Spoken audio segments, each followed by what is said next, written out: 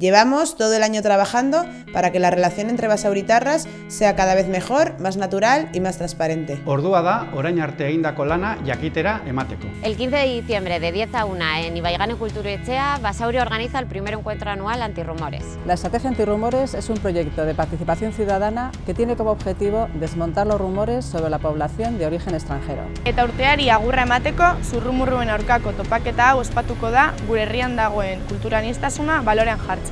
El objetivo de este encuentro es, por un lado, dar a conocer las acciones antirrumores que se han desarrollado a lo largo del año. Por otro lado, recoger reflexiones, inquietudes y propuestas que nos ayuden a diseñar de manera conjunta qué queremos para 2019. Porque la estrategia antirrumores está en manos de todos y todas. Y por eso os invitamos a todos y todas. Abenduaren 15ean, Ibaiganeko Kulturetxean, goizeko 10:00 ordu batera, zuen zain egongo gara.